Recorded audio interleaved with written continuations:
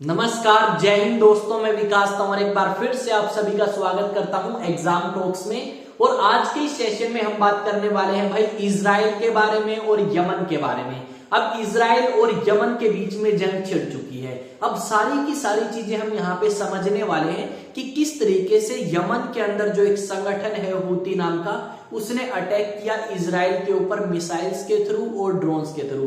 और अब इजराइल इस चीज का किस तरीके से जवाब देगा। साथ में ये भी जानेंगे कि इस संगठन को सपोर्ट किसने किया है, क्या इसको भी ईरान ही सपोर्ट करता है, और ये संगठन क्या बोलता है इजराइल को लेके, कब ये रुकेंगे, क्या इन्होंने कुछ बातें कही है ऐसी, तो सब कुछ मैं आपको यहाँ पे बताने वाला हूं। अगर आप चैनल पे नए हैं तो चैनल को सब्सक्राइब करके बेल आइकन को प्रेस कर दे, ताकि भाई जैसे ही वीडियो अपलोड हो वो आप तक पहुंच सके। तो चलिए स्टार्ट करते हैं आज के इस सेशन को बिना किसी देरी के।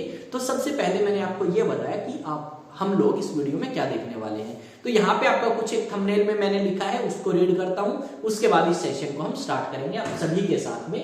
यमन ने इजराइल पर हमला किया, इजराइल अब नहीं छोड़ेगा। तो एक दो न्यूज आर्टिकल्स आप देखो क्या मैटर है। Yemen हुतीज launching missiles and drones, ये बात इन्होंने मेंशन करी है कि यमन के अंदर जो एक संगठन है जिसका नाम हुतीज है, उसने क्या किया है, लॉन्च करी है मिसाइल्स को और ड्रोन्स को। किसकी तरफ किया है भाई लॉन्च? इजराइल की तरफ या इजराइल के ऊपर। यहाँ पे एक और देख सकते हो, इसमें भी यही बात इन्होंने कही है। उसके अलावा और भी बहुत सारे न्यूज आर्टिकल्स हैं जहां पे यही बात आपको लिखी हुई मिलेगी। पर हम एक बार इस न्यूज को डिस्कस करते हैं और उसके बाद हम आगे की तरफ बढ़ेंगे।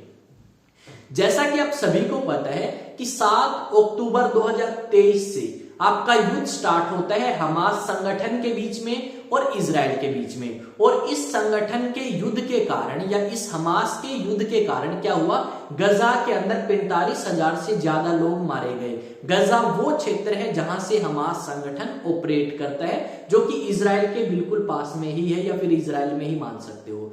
अब ये जो संगठन है ये अटैक तो करता है इजराइल के ऊपर। अब इजराइल ने बहुत सारे गजा के नागरिकों को मारा, बहुत सारे टॉप कमांडर्स को मारा जो हमास के थे। अब इस हमास संगठन की मदद करने के लिए आता है हिजबुल्लाह नाम का संगठन। अब हिजबुल्लाह के टॉप कमांडर्स को भी मार दिया और आपके लेबनान देश के अंदर भी काफी नुकसान इजराइल ने पहुंचाया। तो उन्होंने भी हाथ जोड़ लिए कि भाई हम इजराइल से माफी मांगते हैं, हम हमास का साथ नहीं देंगे, हम सीज फायर चाहते हैं। अब हिजबुल्लाह तो सीज फायर करके एक तरफ से निकल लिया। फिर आया कौन भाई, हुती संगठन। ये जो संगठन है ये आपका यमन से ऑपरेट करता है और इनका कहना है कि वो तब तक इजराइल के ऊपर अटैक करेंगे जब तक इजराइल अपने अटैक्स नहीं रोक देता गजा के अंदर, या जब तक गजा के अंदर शांति समझौता नहीं करेगा इजराइल, तब तक हम हमास की मदद करेंगे और इजराइल के ऊपर अटैक करते रहेंगे। अब ये जो इतने आतंकवादी संगठन हैं जो इस क्षेत्र में ऑपरेट करते हैं, इनकी मदद किसने की? तो इनकी मदद करी ईरान ने। हमास को भी पूरे तरीके से सपोर्ट करता है ईरान, हिजबुल्लाह को भी सपोर्ट करता है और हुती संगठन को भी सपोर्ट करता है। रिसेंटली क्या हुआ, इस हुती संगठन ने एक अटैक किया इजराइल के ऊपर और उस अटैक के अंदर लगभग 12 इजरायली नागरिक जो हैं वो जख्मी हुए। और इसी चीज के कारण इजराइल ने क्या कर दिया, इजराइल ने यमन के ऊपर अटैक कर दिया।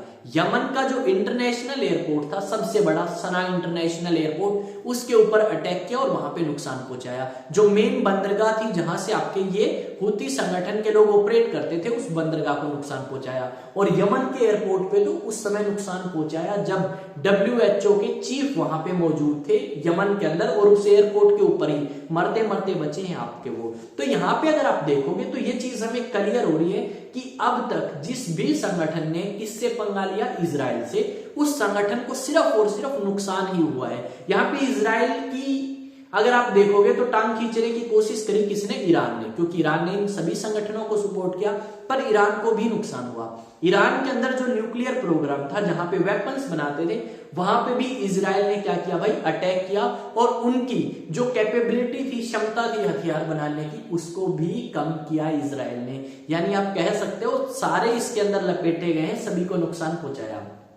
यहाँ पे अब जो यमन के अंदर संगठन है, इसको खत्म करने में इजराइल की मदद अमेरिका भी करता हुआ नजर आएगा और ब्रिटेन भी नजर आएगा। पर यह संगठन भी काफी हरामखोर है। इसने क्या किया भाई, इस संगठन ने आपका अटैक किया उन शिप्स के ऊपर जो यहां से गुजरती हैं या इनके पास से गुजरती हैं, रेड सी से होके पास होना चाहती हैं, उनको भी इन्होंने टारगेट किया। तो ये चीज हमें देखने को मिलेगी। देखो नुकसान तो हुआ, इजराइल का भी नुकसान हुआ आपका, पर इजराइल का कम हुआ। नुकसान हुआ ईरान का सबसे ज्यादा, क्योंकि ईरान के ये जो चेले थे वो आपके खत्म हो चुके हैं। दूसरा, हमास के टॉप कमांडर्स मारे गए। तीसरा, हिजबुल्लाह के टॉप कमांडर्स भी मारे गए, उनके हथियार भी वेस्ट गए और जीत भी नहीं पाए। ठीक है, तीसरी बात हो चुकी है। फोर्थ, अब यमन की बारी है भाई, अब यमन को लपेटा जाएगा। यहाँ पे सबसे ज्यादा अगर आप बात करोगे तो नुकसान हुआ है हमास संगठन को या फिर गजा को, क्योंकि गजा के अंदर जो हॉस्पिटल फैसिलिटीज थी या जितनी भी बाकी बिल्डिंग्स थी वो सारी एक तरीके से आप कह सकते हो तबाह हो चुकी हैं। यहाँ पे आप रहने लायक जगह बची ही नहीं है।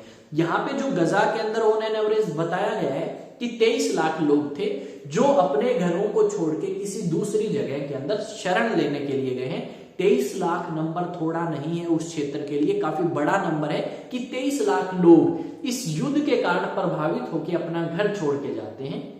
साथ में हॉस्पिटल फैसिलिटीज डिस्ट्रॉय कर दी आपकी, किसने? इजराइल ने। तो यानी कहीं ना कहीं इजराइल के साथ जो पंगे लिए गए हैं उन पंगों से नुकसान तो सभी का हुआ है, पर इजराइल का तो यह कम हुआ क्योंकि इजराइल को काफी सपोर्ट है, काफी अच्छी डिफेंस टेक्नोलॉजी है, वेपन्स अच्छे हैं, मिलिट्री ट्रेनिंग काफी अच्छी है और लोगों के पास काफी अच्छा एक्सपीरियंस भी है।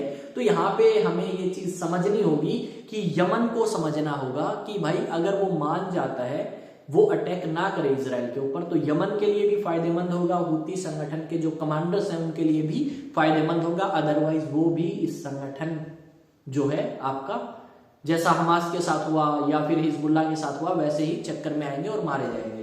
ठीक है, ये सारी चीजें हैं भाई। कुछ एक न्यूज आर्टिकल्स मैं आपको और दिखा सकता हूँ, इन न्यूज आर्टिकल्स को आप देख सकते हैं, अलग अलग आपके न्यूज चैनल्स के द्वारा या न्यूज पेपर्स के द्वारा लिखा गया है। On can Israel's most powerful attack on हुतीज in Yemen.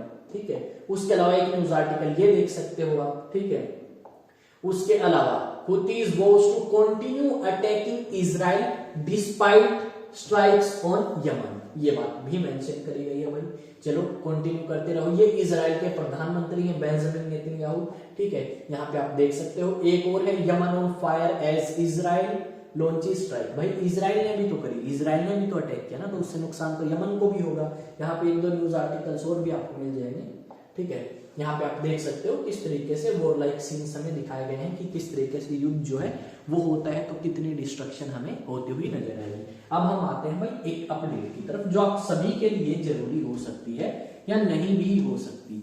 तो भाई आप में से या आपकी फैमिली मेंबर्स, आपके रिलेटिव्स एनडीए के लिए अगर प्रिपेयर करना चाहते हैं यानी नेशनल डिफेंस एकेडमी के लिए, तो एक बैच हमारा स्टार्ट हो चुका है 1 जनवरी 2025 से और ये बैच चलेगा अप्रैल तक, यानी ये तो ऑलरेडी स्टार्ट हो चुका है। अब अगले बैच की बात करते हैं। 1 अप्रैल 2025 को आपका एक और बैच हम स्टार्ट करने वाले हैं और इस बैच के अंदर वो स्टूडेंट एनरोल करें जो इस बार आपके 11th क्लास में होंगे या 12th क्लास में होंगे या 12th पास कर चुके होंगे, वो स्टूडेंट्स इसमें एनरोल करें भाई। इनकी तो देखो 11th क्लास और 12th क्लास भी कराई जाएगी और साथ में एनडीए की प्रिपरेशन। जो 12th पास करके आएंगे उनकी स्पेशल एनडीए की क्लासेस होगी। तो डेफिनेटली आप अप्रोच कर सकते हैं अचीवेक्स एकेडमी की ऑफलाइन बैचेस। अब अप्रोच करने के लिए आप क्या करें भाई, इस नंबर पे कांटेक्ट करें या मैसेज करें, कॉल करें और पूछ सकते हैं बैचेस के बारे में। 9812579188 ये नंबर है। अब अगर आप चाहो कि एग्जाम टॉक्स को सर हम फॉलो करना चाहते हैं अलग अलग सोशल मीडिया प्लेटफॉर्म पे, हमारा अपना चैनल है, तो आप क्या करें, सर्च करें एग्जाम टॉक्स। अगर सब्सक्राइब का ऑप्शन है तो भाई सब्सक्राइब करें और अगर फॉलो का ऑप्शन है तो फॉलो करें। ठीक है, और अगर आपने वीडियो एंड तक देखी है तो डेफिनेटली आप सब्सक्राइब करे बिना नहीं जाएंगे, चीजें आपको अच्छे तरीके से समझ आई होंगी। देश और दुनिया से जुड़ी जितनी भी खबरें हैं वो मैं आपको समय समय पे प्रोवाइड कराता रहूंगा या उनके बारे में जानकारी देता रहूंगा, अलग अलग सोशल मीडिया के थ्रू या फिर आपका अपना यूट्यूब चैनल एग्जाम टॉक्स के थ्रू। अलग अलग चैनल और हैं, 2 एग्जाम टॉक्स शॉर्ट्स और 1 एग्जाम टॉक्स कम्पिटिटिव, उनको भी जाके आप सब्सक्राइब कर सकते हैं। मैं विकास तंवर आप सभी का एक बार फिर से स्वागत करता हूं एग्जाम टॉक्स में। मिलेंगे एक नए सेशन के अंदर एक नई न्यूज के साथ, तब तक जय हिंद जय भारत।